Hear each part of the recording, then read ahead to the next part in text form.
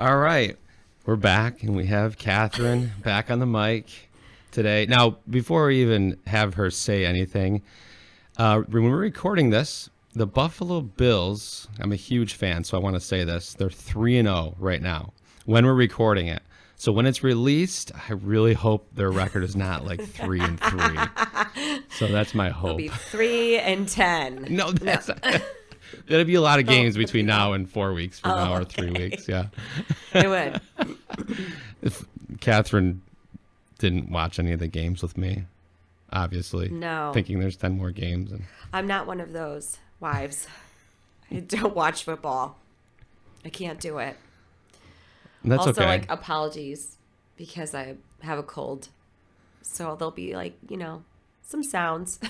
Yeah, but she's a gamer. She's like, let's just do it anyway. Because we're just gonna cancel and reschedule, but we're gonna do it. We have our friend Nick here. All the snot, all the cough drops. We're just gonna do it. We're gonna power through. You're very lucky. Do you still to have hear it. the cough drop in your mouth? I do. I have the cough drop. And I was saying, like, anybody, mesophonians, anyone who has misophonia will hate it. That sounds like me so horny. God. Oh no, that's what it sounded like to me. Misophonia. What is that? There are people that don't like mouth sounds, like chewing. Well, they don't listen to ASMR then. No, I'm sure they would hate a lot. Wait, can you give us a ASMR. taste of that? Because the other day you were pretty good at it. Go. Of ASMR. Yeah, go. Give me something. I'm brushing my hair now with a hairbrush. How is that? No, that's terrible.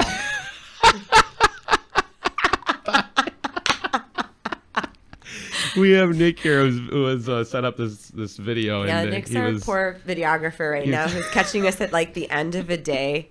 So what just happened, by the way, right before this? Oh, our daughter just like ripped a tantrum, like the worst tantrum. She usually doesn't, though. The thing about it is she's usually like 85% of the time at night, but Nick came over and then she probably wanted to hang out down she here. She really likes Nick.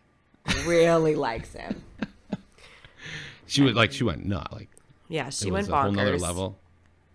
As you are want to do when you are 4 and don't know how to manage really wanting to do something and not being able to do it. So she threw a tantrum over brushing her teeth and wanting a snack. At 8:30 at night. Yeah. By the way, high five for not like yelling and screaming at her for the both of us. Oh, silent high five while we're podcasting. Yeah, it's a challenge. But honestly, like, especially at the end of the night, I am so tired that I just don't care. And I was just like, well, fine then. Good night. Like, whatever. She's fine now, by the way. Yeah. Smiling like it never happened. It's like a whole 180. Yeah, she like flips a switch and then she's like, everything's fine. So she's fine now. Well, when this comes out, it's going to be like Halloween time. And what's your favorite Halloween movie? Hocus Pocus. Is it? Yeah. Why do you think I bought it for Aria? Oh, she has been watching like every day, but I didn't realize that was your favorite Halloween. I love Hocus Pocus. Okay. I mean, like as a traditional classic Halloween movie. Yeah, it's good. I never saw it. If we're going like scary movies, I really like the Paranormal Activity movies a lot. I like creepy, crawly, not bloody. No, not like. No, I was saying I hate the Saw movies. Those are good. I like They're those. disturbing. Scary. Why does someone want to watch someone like jump into a pool of needles? That's horrific. So you did watch it? Yes. I have a girlfriend who dragged me to them. She loved them. At that like point in time, she was like my very best friend and we did everything together. And so she wanted to see Saw like 1, 2, 3, and 4. So off we went, and I like covered my eyes the whole time. It's terrible. I can't do it. Wow. I liked them. Yeah, obviously. Justin likes Child's Play. That's my favorite. Which is the dumbest movie. Come on. Oh, it's so dumb. I looked over. Nick was shaking his head. Nick, have you saw Child's Play? No? Yes? Oh, he said no, because Nick is a child. Yeah, he is a very he probably doesn't young even know man. what that one is. Child's Play is from like 1983. In case anybody doesn't know, you can Google it, or it's about this doll that becomes alive and it kills people, and It's the Chucky doll. yeah, the Chucky doll, and tortures the owner, and it's great. It's a good. Yes, I and wanted then to show there's, like- Aria, but Kat said she's too young. Well, yeah, she's 4. So, and she gets scared of like the songs we were playing today. She was Yeah. afraid the songs were going to be in her room Oh, boy. today. Wow. We were playing like X-Files and like the Halloween theme. So if that scares her, what's like a big fear that you have? Not just Halloween, just in general. What's a big fear in life? Spiders, Well, okay. heights. Spiders, heights. Spiders, heights, losing someone I care about. I think those are pretty standard. So someone dying that's close to you is a big Yeah, fear. nothing like super weird. I'm not scared of anything super weird. If you think of it, like the whole losing somebody next, do you like picture that sometimes and how it would feel? Yes. Yeah. What does that do? Like, what does that do? Like, I don't know. I'm asking because I'm curious. What does that do? Feeds Yeah. my anxiety a Yeah. lot. I bet. It's something I work through a lot in therapy, is like not walking around thinking my children are going to be hurt at any turn. Yeah. Yeah, it's very hard for me. It's a struggle.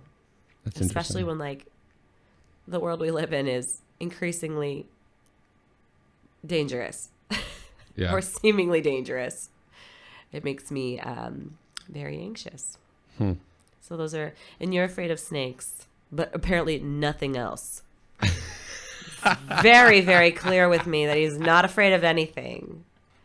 And he always wants me, for some reason, he really wants to like fix me. He like, I'm very like, my fear of heights, I'm very broken. I need to be fixed. And he always makes me do very scary things that I don't want to do. And then he thinks like they're going to make me not afraid of heights. And no, I just am very angry at the end of the activity. I said to you, I go, time. I don't know why it is that I want to have you overcome your fear of heights so badly, innately inside of me. I'm like, I want her to overcome her fear of heights. I want to push her to do that. And I told you, I don't know why that is, but I do. Don't know why that is. I shouldn't get, well, you get upset with me because I I'll do do. things like on our honeymoon. On our honeymoon. We went on our honeymoon. First of all, we went on our honeymoon in Vancouver, Seattle, and then we took like an Alaskan cruise. It was like the anti-honeymoon. It was like cold. Yeah, rainy. But cold, yeah. it was really, really fun. Yeah, we made the best of it. And we ended in Vancouver, which was amazing. And he decided, I'm trying to remember the name of it. I think it's called the Lionsgate Bridge. In Vancouver, it was, somewhere there. Someone should fact check that, but I think that's what it was called. And it's this huge suspension bridge, and it's beautiful. And I don't even like driving over it, which we had to do. And Justin's like, we should bike over that bridge. We should do it. And I was like, I really don't want to do that. And he's like, well, yeah, we're going to do it. We're just going to do it. I forced So you. we got these bikes. And first of all, we went biking around Vancouver, which was awesome. Like along the seawall and everything was beautiful. And then we get to this bridge. And first off, it's like 4 lanes of traffic with a tiny little bike path along the side. So it's just zooming traffic in 2 directions, going past you as you're biking uphill further and further, Very high miles bridge. out over the water. And on the other side of you, it's just a fence and just the hugest drop off ever, death. And I thought, I think I really had a panic attack on wheels. I really do. Because I was ugly crying, snot coming out of my nose the entire time. I hate you. This is the worst thing we've ever done. I don't even know what to say. And we finally went back. It was so awful. You did stop And you're like, and take see, pictures. wasn't that good? And I was like, no, I hated it. So it didn't go well for either of us. And there was no form of like, I did it. No, I didn't like it. No. That's what I was I trying was really excited that I didn't die, but that was about it. That was about it. It was really frightening. It was, so if you look, it's high. Like, it's like, I don't know if it's San Francisco Bridge high, but it was high. Yeah, it's very high. It's not like a tiny bridge. Yeah. And you're riding along the edge of it too. So there's like, it's just the wall. And Yes. it was Very, very. it was an experience. It was fun for me. Not really fun, actually. I felt bad.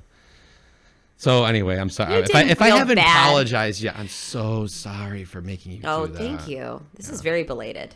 We just celebrated our 8-year anniversary. So this is an 8-year too late apology. We did go get a bubble tea after, so that was good. I love bubble tea. Yeah. So she's since recovered. That's good though. Yeah. That was before Justin was on his mindfulness journey, clearly. Whatever makes me happy. If I get her to do it, I'll be so happy. Well, so am I allowed to interview you? I mean, Can I ask you questions? I feel like the public wants to know things about you. I guess if you want to ask me something, you can. Well, I feel like you should share like why you're even into this stuff all of a sudden. Yeah, like it's not been very long for you that you're into meditation and mindfulness in life.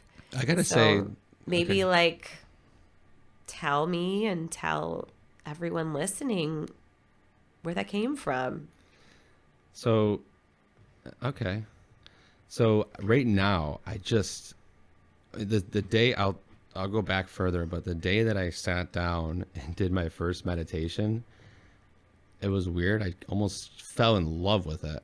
Like I was like, wow, I like this. It was awesome. I want to keep doing it. And so that kind of when was propelled, that was January 23rd, 2019. And I know because I wrote it down. And so wait, when's our anniversary? August 27th. Okay, good. At least you've memorized that one too. And your birthday is in 2 days. My birthday is in 2 days. So that was, and ever since then I've loved learn. It's created me to want to learn more. It's created me to want to expand myself. It's created me to work on myself more. It's created me to love more, love deeper, cherish my moments more, be more present. I was reading a book that always comes up. I was reading a book. It was called 10% Happier. Oh, my mom likes that book. Yeah, she does. And I talked to her a little bit about it. But there was this partner that's always stuck with me. And hopefully you might even have recognized it. He was talking about how he was so mindless, like not even present enough. He wasn't even present enough to, when he took his clothes off to go shower or go to bed, throwing your clothes on the floor and just leaving them there. You were so thinking about the next thing that you have to do that you can't take those 13 seconds. I mean, I don't think it was said like that in the book, but 13 seconds to simply take your clothes, either fold them if you're going to wear them again or whatever, or put them in the laundry and not just on the floor. And it was like such a wait moment. Wait. What? This is very interesting to me that you chose this particular example. Well, because if you do think about it, and I know because I think about it every time I'm about to throw my clothes on the floor. I'm like, wait a minute, why am I doing? I can just take 10 seconds, either fold them, put them back, or put them in the laundry. Now that doesn't mean that when you wash the clothes, because she does all the laundry, Kathryn, that it doesn't sit there for a few days in a bin. That's not what I'm talking about. I'm talking about the present moment of just being able to put it away and then move on. Now it's not perfect. I do it. I'm going to be on my awareness is now turned on. So I'm going to see.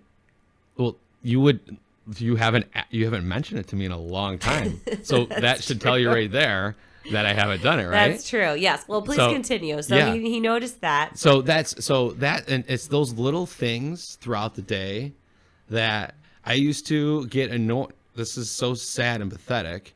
But if I was playing with my kids too long during the day or whatever, because I work from home, or even at night, because I was working all hours, all different times, I used to get annoyed if I played with them too long because I had other things to do. Right? Okay. Which I didn't even notice was that I was doing until I started meditating and becoming more present and aware. And I'm like, when I'm with my kids, I need to be with my kids. Now, of course, I'm not perfect and it doesn't always happen, but that's what I try to do. And then when I sit down with you and have conversations with you, I try to be with you, as much as possible, depending on what's happening. And same thing when I'm having conversations with, and actually being on this podcast helps a lot, because every time I've had a conversation with somebody, and I'm sure this happens if they're on other podcasts where people pay attention, they're like, wow, that was a really good conversation. You were like eye contact, engaged, listening, asking thoughtful questions. And it just feels better when you're in a present moment with somebody, rather than thinking about what you want to say next, right? Or whatever the case may be, or looking over your shoulder to find somebody else to talk to. So anyway, these different present moments that I've noticed that really Okay, come so through. you read the book and then just decided to meditate? Oh, so yeah, I read a book called the Morning Miracle is What Millionaires Do Before 8 a.m., recommended by my business partner, John Sager. And it had to do basically with a morning routine. And as you know, I did that religiously for a long time. Now I'm sporadic, but I do it a few days a week. And that started my meditation journey. However, before that, what broke me open and made me want to even go on this journey was my good friend and pal, Tony Robbins. Your pal. My future friend that someday he'll be my buddy. No. And it was the 7-day event where it was it was crazy. It was 10 a.m. to 3 a.m., 7 days straight. 10 a.m. to 3. And you barely ate. You drank a lot of water and you barely slept. And do you remember the last day there, I called you and just broke down beyond, I couldn't even control myself. This was all from my end, the most bonkers week ever of phone calls. It was just today we bounced around, we didn't eat anything, and we had some water. And then the next day you would call and say this really heartfelt thing and start crying. And then the next day you would call and do something else. And I wasn't getting the back end of it. I wasn't getting any of the process. I was just getting these phone calls. Yeah. It was very very fascinating, I would say, week. Well, there was one day, every day was different. There was one day on relationships, a full day on relationships. And I learned a ton that day. And I wrote down what I wanted out of the perfect relationship with you, what I wanted out of our relationship. And I wrote that letter and sent it to you and all that.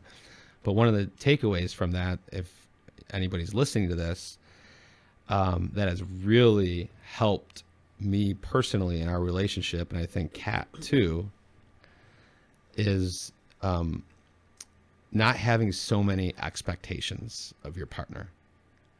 I'll give a few examples. For example, if the dishes aren't clean at a certain time and there's 3 or 4 dishes in there, to expect every single time that your partner is going to clean the dishes or have time to, or be aware of it every time, is an expectation, which is, if you take away off the table, will really help you, your anxiety and stress level in a relationship, and resentment to your partner. There was a big on relationship day, it had a lot to do with resentment, right? How when you put all these expectations on your partner, it creates more resentment of your partner, because if they're not doing what you quote unquote expect, and then you start resenting them for it. And in the end, how are they supposed to, unless you sit down and write down every single thing separately of what you expect, what you're supposed to do, how are they supposed to read your mind and know everything that you expect of them at all times, which is ridiculous if you really think about it. And then you get yourself all worked up when they don't do something. So hopefully that makes some sense. It's been a while since I've regurgitated that info, so Yeah, I think I agree with that 80%. Because I think to have a relationship devoid of expectation is kind of a free-for-all. And I actually think that to have a little bit of expectation just means that you can count on that person to be a good partner also. So I think that like a little expectation is good, you know, to like never expect someone to ever do the dishes in the sink is like, I guess, setting yourself up for a real low bar for that person. But if you are maybe like not expecting them to do it every time, I think that that's very fair. Yeah. Yeah. But I don't necessarily subscribe to no expectation. I don't think.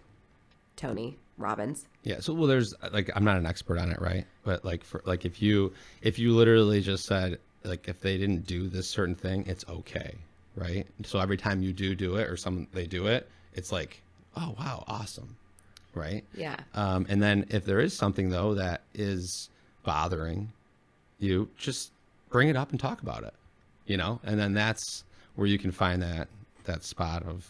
So it's really like no expectation without communication. Yeah, you could say that. You could say that, yeah. Like that seems to be the caveat. It's to a point, yeah. Okay, so Tony Robbins That was a good thing. cracked you open. Yeah. You were absolutely insane when you came home from that for like a week. You were so pumped. Probably a month. Just, yeah. I was being very generous. But yeah, it was like a good month. He was like so pumped about everything. Everything. Oh, and then like crying and everything. And then like everything needed to settle though. You know, it was a lot. It was very intense. Oh, it was very intense. It was like a week of like cramming like therapy and information and I don't know, just everything in at once. And then you came home and it was like you just needed to let it kind of land a little bit. Well, yeah. Well, one of the things, like it was so much. It was so much. So I went from basically somebody that had no idea who he was, two emotions, happy and angry, right? Like, sorry. Yeah, it's okay. And going from someone who like, I had a conversation with someone, a friend. He's like, I can't figure you out. And I go, dude, I can't figure myself. I don't know what the hell. Like, I think I was a follower. I was like a chameleon. I was always adapting to every different situation. I had no idea. Like, I was always smiley, happy, go lucky, but was I really? You know what I mean? And all these things that I think I put a lot of like stress on a relationship based on my views and what I thought a wife should do and a husband should do and where I was and where you were, all these things. And all of a sudden I go to this event and it's like my whole life is cracked open. Like, what? This is really how I'm supposed to, this is how things are supposed to be or how they could be and how they could look and so for example, if you figure these things out, right? Like the question in your head, if you really think about it deeply, everybody has this question they're always asking themselves in their head. Am I good enough? Am I smart enough? Oh, yeah. Am I pretty enough? Am I, skinny enough? Am I making enough money? Am I making this person happy enough? Whatever it is, my question was, how can everybody I talked to, my question that always came up in my head was, how can I act? How can I be to make that person like me? Like that's every interaction I had. And I figured out that was my question because I was confident. I was probably cocky confident, you know what I mean? To that point. So I wasn't saying, oh, am I good enough? No, I was optimistic. I always have been optimistic. Right. So I thought I was okay. But then I realized, oh, wow, I actually have more issues than I thought. So that was my question. And you learn to create a new question. And how, so mine was created as how can I use the love and acceptance? And this was at that time, right? How can I use the love and acceptance I have for myself to positively impact other people? That was how I switched my question. Instead of, how can I get this person to like me? Yeah, I think that, and I mean, I've known you for a very long time. I think before you were just very focused on the appearance of happy, like the appearance of being cool, like it was very, I don't know, there wasn't a lot of emotion, a lot of variance in emotion. I think I've seen you like cry like twice or something before you went to Tony Robbins. Wow, that's one more than I thought. And so it's been like very refreshing, honestly. It's been really nice to actually like I mean, this guy, he cries at like commercials now. Well- It's like really nice. He cries at a movie. Don't make me cry. Well, you know, it's nice. It's nice to see someone actually like have empathy for what's happening, and that is an attractive quality. So Kathryn's the type of person that will see a bug on a window, like a bug in our house on a window, and where I used to take a shoe and smack it, she'll slightly go over, right? She'll lightly go over. She'll get her little dainty little hands underneath there, and she'll scoop the little bug on her hand, and she'll open the door, and whew, off goes the bug, right? And I would look at her previously, and I'd be like, "You're so stupid. Who cares?" Like I literally would say that, and I wouldn't be caught dead saying the word stupid either now to you now, to be A, and B, now like I get it, like I understand it. It's a living thing. You're just being your kind self, and you just letting it go out and doing your thing, right? So I mean that's just a small example, but like I get it now, where before I thought it was stupid. I thought you were stupid, and all these emotions you have were stupid and dumb and ridiculous. Like just be happy, man. just be in a nice rough. stupid way. But like not, you know what I mean. I was kind of a dick. I was an asshole. Well, I don't think you're a dick or an asshole. I mean, I do. Well, you know, I married you, so what does that make me then, I guess? So I don't Sucker. think so. But yeah, that's so funny about the critters. Right? I am a critter Yeah. catcher. Yeah. Which is And like I think now is Ari so, is a critter catcher, Yeah, she too. is. I think that's so like beautiful critters. and lovely now. Like I appreciate that so much. I like totally do. Where before I had zero appreciation for it. So that's the difference of, of everything, of going through it all, and yeah. So that's kind of a little bit of my story that you. Well, see, I feel like we needed to get it out there. Yeah. And I You've just been love working on learning. it and working on it, and now you read 1,000 books a day, and everything is going well. I was actually I just love learning now, and where before I didn't want to learn anything. I literally just cared about like learning a little bit about work and what I was doing, and now I just want to I wish I could consume 100 books a week, but we can't really do that. Alas, there are children that live here, And a job and a job, everything a else. wife. Yeah, So, for sure. but yeah, I was watching. There's this actually cool documentary about Bill Gates, just inside his head. One of his buddies goes, "Yeah, we go on vacation. He reads 14 books." Sounds like a fantastic vacation. I wouldn't Like, mind doing that. please put me wherever Bill Gates stays, because it's like so nice. Yeah, well, And 14 books. Thank you. you need to be able to read. I guess he reads like 150 pages an hour. No, I just need like a really longer vacation. Okay, like 3 months. Just a long vacation to read 14 books. I need at least 2 month vacation minimum, maybe. No. So we covered some fears. We covered a little bit about me. Let me see what I have on my phone here. I had a question. Oh, since we're talking about it, are there any pet peeves that you have of me? I've never really asked you that. Anything I do that bothers you? Yeah. Of course there's pet peeves of you. You want to talk about that here on the podcast? Yeah, tell me one. Oh my God. I mean, show me a wife or husband that doesn't have a pet peeve. I know, but I mean, Their I'm putting you on the spouse. spot. You probably can't think of one. I can't think of one on the spot. Why didn't you tell me to prepare? See, maybe you Prepared. don't have. Maybe there really isn't any.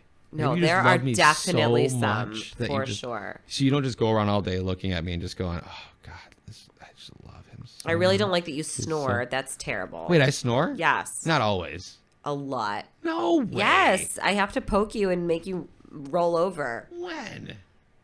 all the time. Lately? And I also don't like that you never hear the kids ever. And I hear them. Okay, that's right. And I'm the one that like has to be like, oh, they're awake. Yeah.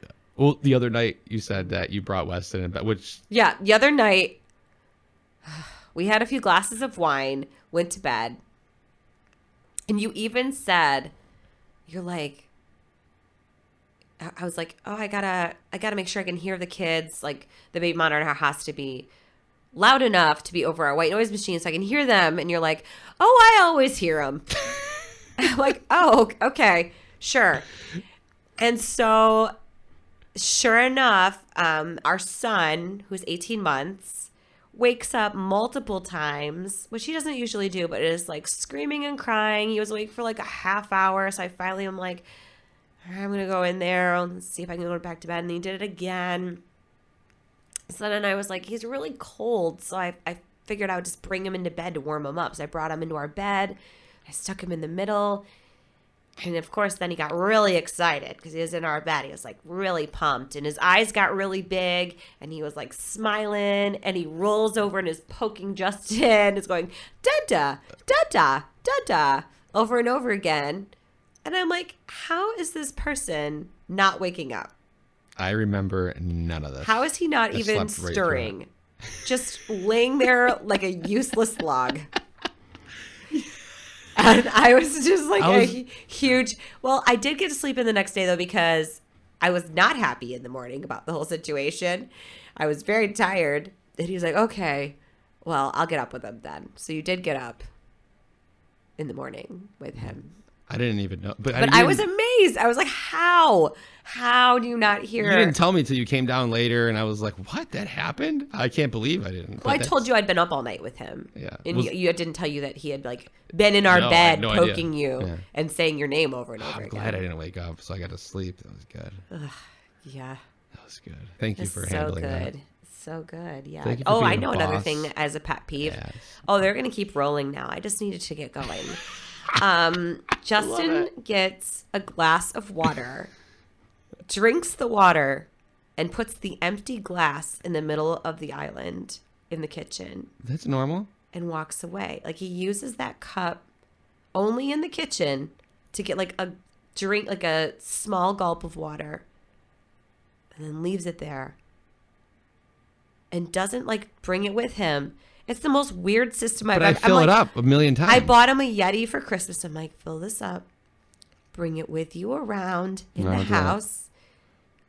No, he prefers the glass small sip system. I pound it. Leaves a dirty, gross glass on our counter all day.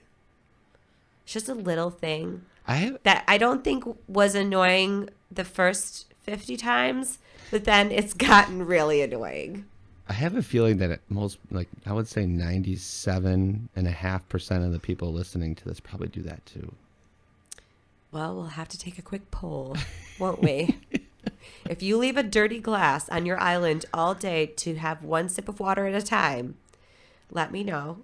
And if you're somebody who has like a hydro flask or a bottle of water that you carry around to sip at your leisure, also let me know. Okay, so we could flip it around, right? And I can say, well, and the opposite side is the 30 glasses that you leave around the house. Well, on your bedstand, on your dresser. That's more normal, though. At least I brought it with me. At least I'm drinking it actively through the day. That doesn't bother me, though, so it's okay. That's funny. So those are a few pet peeves. But the one thing I do that. I mean, they're not that purpose. egregious. They're not that like terrible. Yeah. They're just a pet peeve. Yeah. Anything else that's we pretty much have. Yeah, if there's like a big issue, it's been taken care of. We definitely tell each other. Yeah, it's been handled. Those are ones where I'm like, this is not worth bringing up. Yeah. I do like to leave that lint ball in the dryer for you, though, on top of the dryer. I don't know why you do that. Well, I do that on purpose now. That's really, really. Sometimes really, I'll just go to look to see if there's one in there. Just pull it out and throw it on there and walk away. Yeah, he just pulls the lint out of the dryer and puts it on the top when literally the garbage is directly next to the dryer. So that's pointless. I did it a few times and you called me out for it, so now I just do it on purpose. And it's funny for me. She's laughing inside. I'm not. No, I'm not even going to ask you your pet peeves because, I don't really care. I don't even know if I really have any. I'm not sure. Of course you do. I can't think of any on the spot. Everybody does. I know. Everybody has pet peeves, especially the people that. Oh, I got one. Use your towel more than once. I can't use the towel more than once because then you don't know like what end touched what. Yeah, like No, you use it. You let you at least 3-4 times. No. Because then you're just constantly. Actually, I had to do a load today because you Maybe use so many twice. towels. No, you don't though. You're one and done. No, sometimes twice. Sometimes. But like, Rare. no, like I'm a very clean person. Like I can't do it. Yeah. I can't do it. I gotta have a clean towel. I'm clean. I want to get out of the towel. Have a clean towel. Yeah. Brand new clean towel. So now some environmentalist somewhere is angry at me for not being like using my towel. Not me times. though. I use mine a bunch. But at least I'm not like. I mean, Dirty. do you know what end dried what? Do you keep track? Do you put a mark? Yeah, but when you get out, you're clean. Well, still. You know, as long as you're I scrubbing feel in the like right that's places. yucky. I don't like it. No, I like clean towel. And sometimes a separate one for my hair. Sometimes. It's ridiculous. So I got it right. Like, I was so excited today after the Bills win. 3-0 it was an intense game. It was awesome. I went for a run because I had a lot of energy. So I went for a run and I came back, and of course I had to shower before this podcast recording, and I opened the towel up and there's no towels in there because mine wasn't, so I had to use a little dinky one to dry myself up. That's why I'm bringing it up as a pet peeve. So if you use it like 3 or 4 times, there would have been so many towels in there but yeah, so that's it. Enough of that subject. Yeah, I mean, we could really go to town here, I feel. This could be an entire podcast just of pet peeves. In a fun way. Spouse pet peeve podcast. Yeah. Write us in with your pet peeve. We'll create an entirely separate spin-off. Yeah. There we go. Yeah, you went from not thinking about any, and all of a sudden, boom, boom, boom, boom. But that's cool. We're cool with it. We're good. Okay, good. Okay. Do you want to talk about anything like to do with mindfulness today? Yeah, we did a little bit. We did a little bit. So, Kat, you talked a little bit last time about yoga. Yeah. Yeah. I love And yoga. I know. A And lot. why don't you just talk a little bit more about it?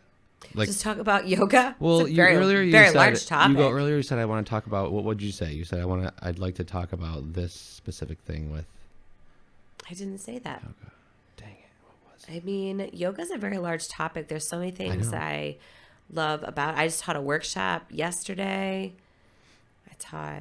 What was the which workshop really about? Fun. The workshop was about using how we use physical poses to kind of mirror. It's kind of like a parallel to life. Yes, it was talking about the specific sequence we use where I teach and how it mirrors like almost like a birth to death life cycle as you go through the sequence. You know, we start on the floor. Okay. We do a lot of dynamic poses. And then, you know, we kind of decrescendo back down to the floor. We end in Shavasana. And so we kind of broke that down in this workshop. And people were talking a lot about the poses they loved, the poses that they didn't love, what sections of class that fell in, and they kind of compared and contrasted that with what the intention of the part of class was. And it was really interesting, and a lot of really good revelations came out of it. You know, like one that I really related to was this guy was like, you know, when I first started, Shavasana was really hard. And now it's like one of my very favorite things. Like, but I used to not be able to just sit and rest because I wanted to do all of the active poses, and I wanted to feel like I was like actually accomplishing something, because that's what made me feel like I was doing a good job. Like when I was actually, you know, doing pose after pose after pose after pose, and the only time I felt like I was actually like doing the yoga. Those ones on the floor that were more static and quiet and didn't make you sweat as much, they weren't as validating.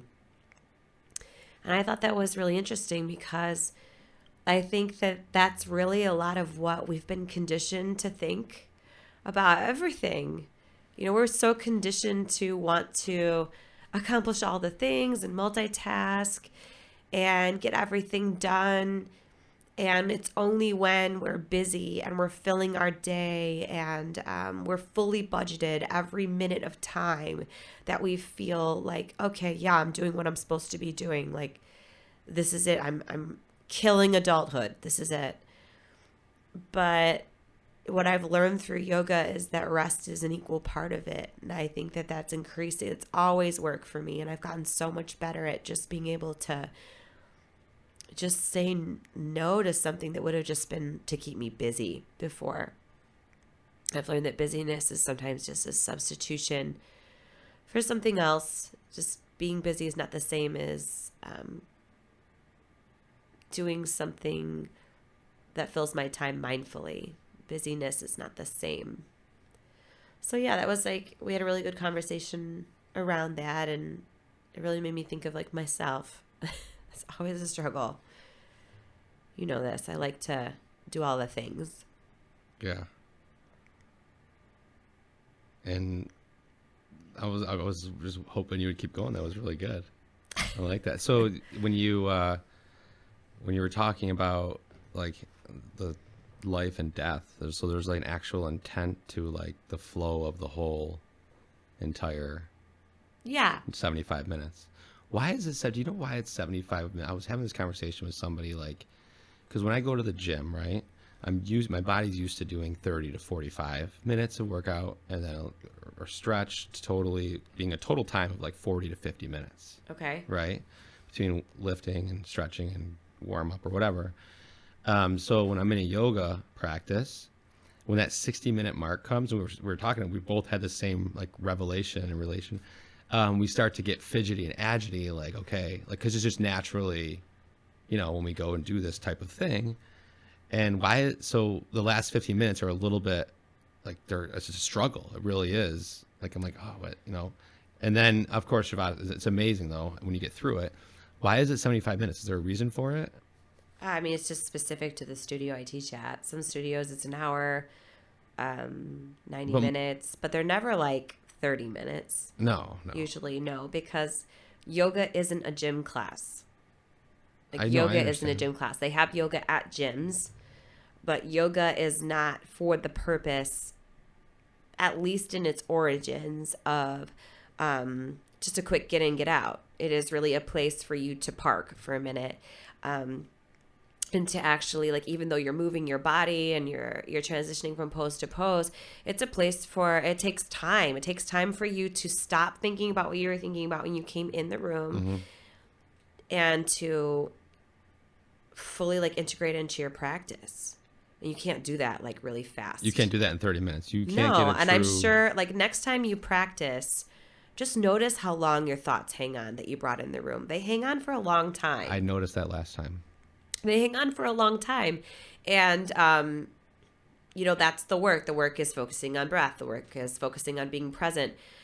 But I think that those thoughts are really, really stubborn. And then there is always a point in class where I get a little light bulb moment where I realize I haven't thought about that thing for a few minutes. Yeah. And that's I usually get there I know about where in our class series it is, and it's, kind of toward the end of class. So it would probably be where there's about a half hour left in class is where I usually am like, oh, I've let that go. And now I'm like fully here and I'm present and I'm here.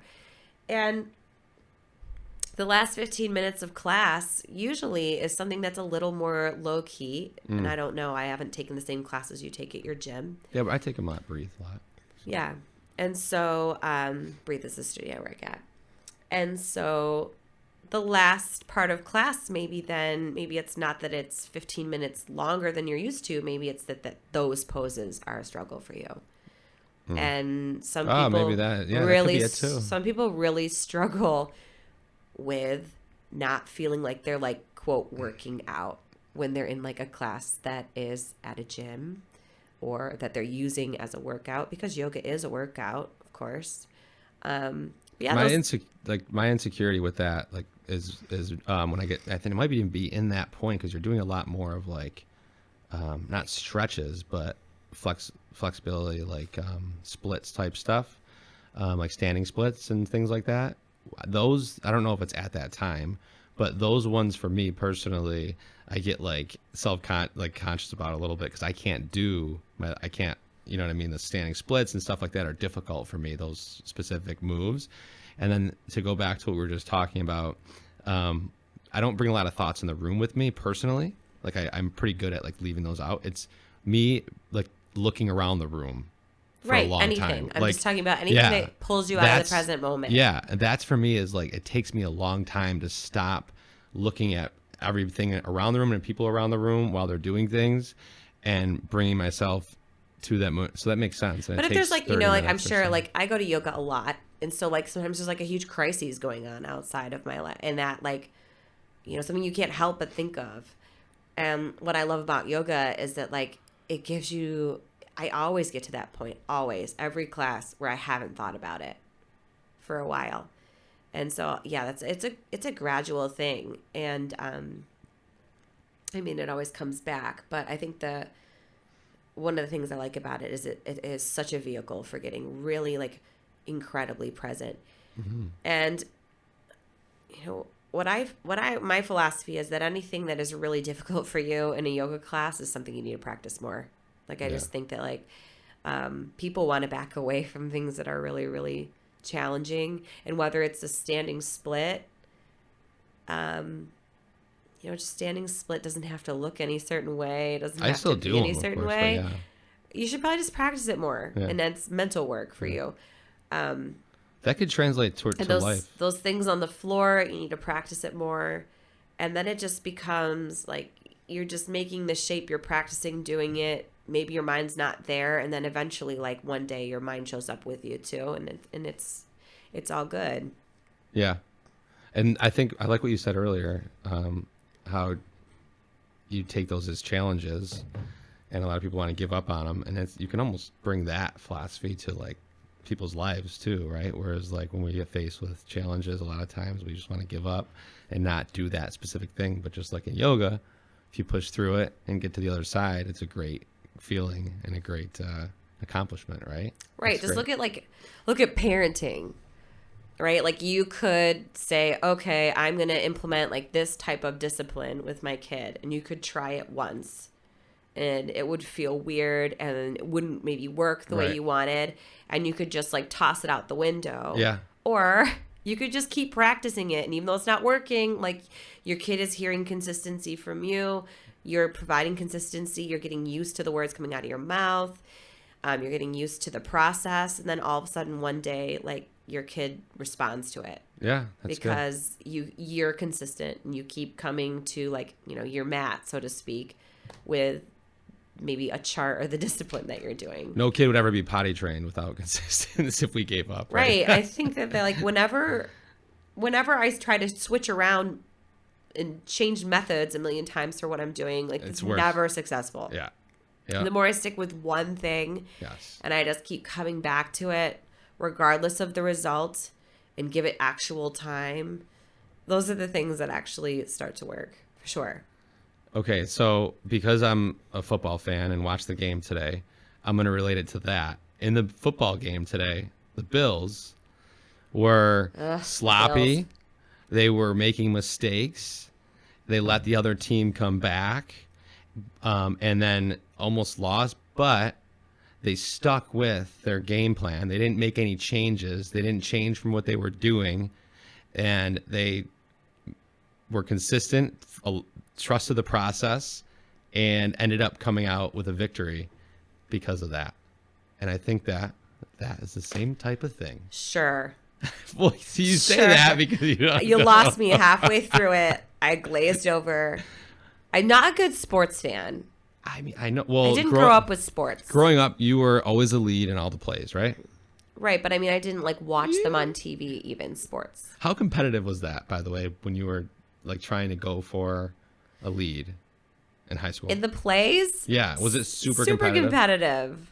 And like it got real ugly when someone got a part and then the other person didn't. People were like very upset about it. Well, they're like, "Oh my God, congratulations," but not really. No, was it like, they were like very overtly mad. Some of my very good friends were like very mad at me for getting a lead in the play. I only had like a real lead once. I had like a supportive lead another year, Okay. but it was fun. So yeah, I did plays and musicals and things like that. I loved it. Yeah, that's awesome. And I did sports. It was really fun. I was in like all the choirs, total music nerd, and it was so fun. Yeah. You were not. You were like, no. You were like sports dude. Here's what's funny about that though, because you just said nerd. So in my whole 3rd, 4th, 5th, 6th grade, Magic the Gathering, like reading, doing like these quote unquote nerd things back then, right? I loved Magic. I was really good at it. And I started to get into basketball, and people playing basketball would make fun of me for doing that. So I was like, okay, I better stop doing what I love doing so that I can play basketball. That's terrible. And I think that was the start of my whole trying to be cool. I guess I better make everyone like me forever. Forever. Like that was it right there. Like that was the I think that can point. Definitely start in like middle school for sure. Yeah. Middle schoolers are not kind to each other. This we know. It's not an age where anybody is secure enough to really be kind to each other. They're all just out for themselves, I think. At that point, you're trying to just survive when you're like 12. That's a hard age. That's really hard. Yeah, so we took like a tiny like cough break. Yeah. And Nick, who's who's our video guy friend here that's taken this, and he, based on what we were talking about, had a question that was pretty good. That I think that so a lot of people on social media right now, which if you're on there at all, you probably recognize a lot of men are looking at the whole idea of the masculinity and creating more of their feminine side, right? Or emotions, and looking at that.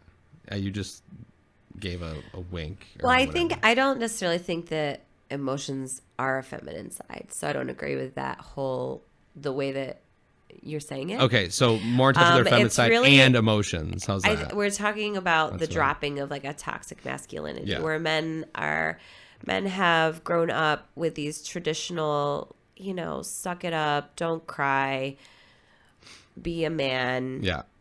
All of that crap that little boys are told from the minute that they are born. And what Nick said was that, right now, what's really nice is that a lot of men are becoming aware of that. And it is on social media right now. It's like the dropping of that toxic masculinity and realizing that like emotions are part of being masculine. Like that's part of being a human being. So of course it's part of being a man. And you can be like a man and have huge vulnerable emotions. And so the question was like, as a married couple, like how has this a newfound ability to tap into your emotions like affected us? And I really think it has.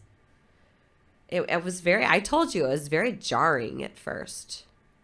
It was jarring, not in a bad way, but in a way that it was like, I didn't know what to do with you. Yeah. Based on what we've gone through and talked about, that's a really good question, by the way.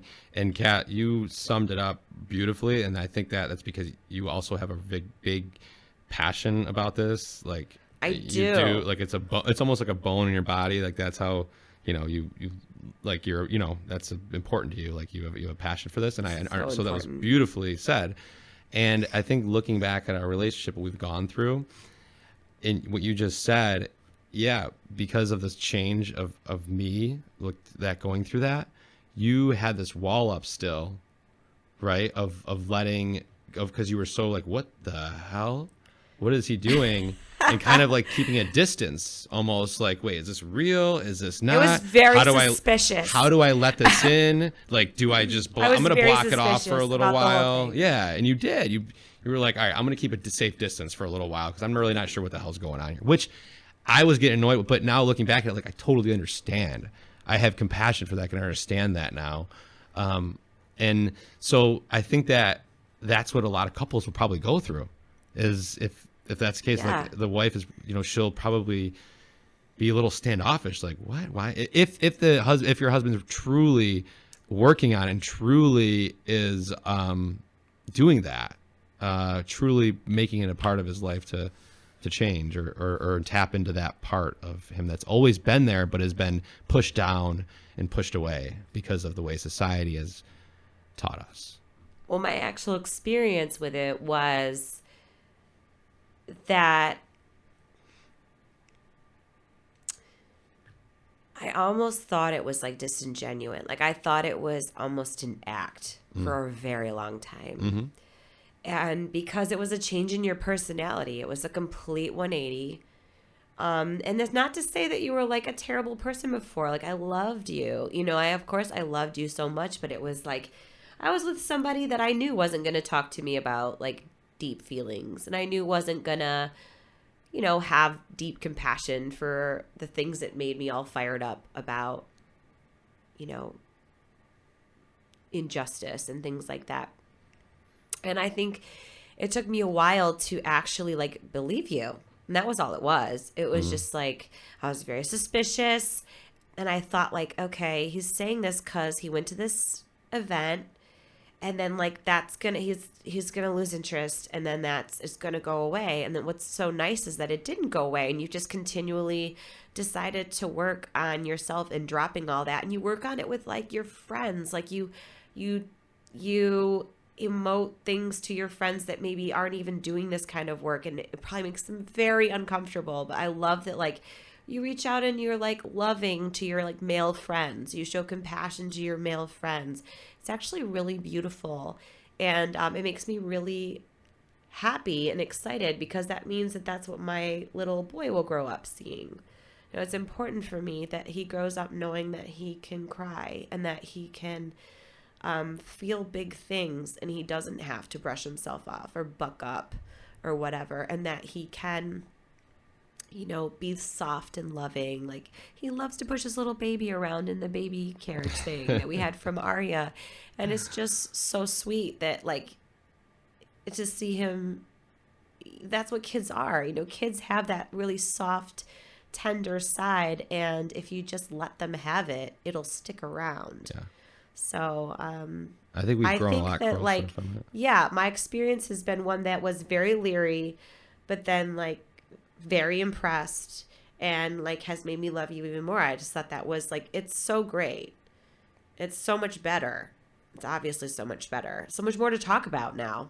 So much more. So much more to talk about now. I get it. It's so good. And it's so nice to be like, you know, see something that makes me so sad or like so infuriated or something, some story, and like talk to you about it. And you're actually like on the same page, you know, because you care, and it's lovely.